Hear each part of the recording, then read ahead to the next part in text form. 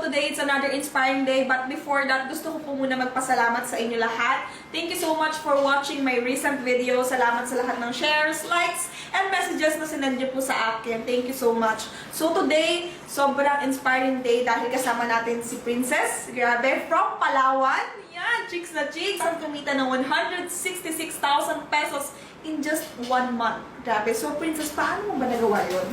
So, unang-una, talagang pinag-aralan ko yung negosyo, sineryoso ko, at nakinig lang din talaga ako sa mga mentors ko. Ang sabi nga nila, if you want to become successful, listen and copy to those successful people.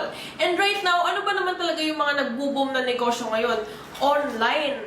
Like Grab, Facebook, Instagram, Airbnb. Kumbaga, may something talaga sa online na hindi natin alam na magpuproduce sa atin ng malaking pera. Right now kasi hindi tayo aware eh. So, sinubukan ko tong negosyo and I earn this one. So, 166, yes, this November income.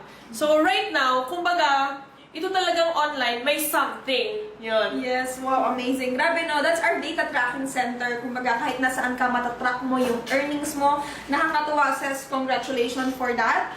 And I heard nag-graduate ka daw ng financial management. Ano yung ilang years ka nag-work? Actually, hindi ko talaga nasubukan mag-work or mag-employment.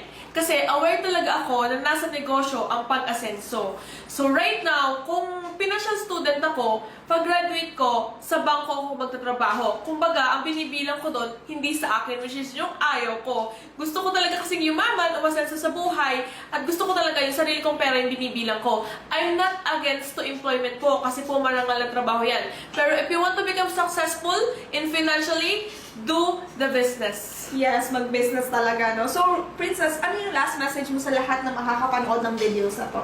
So, sa lahat ng mga nanonood nito, subok-subok din. Kumbaga, take risk. Kasi kung hindi ka talaga mag-take risk ngayon at sumubok, walang mangyayari at walang mangyayari sa buhay mong bago. Kumbaga, sa akin nga sumubok ako kasi alam kong walang mawawala sa akin kasi matagal na akong wala.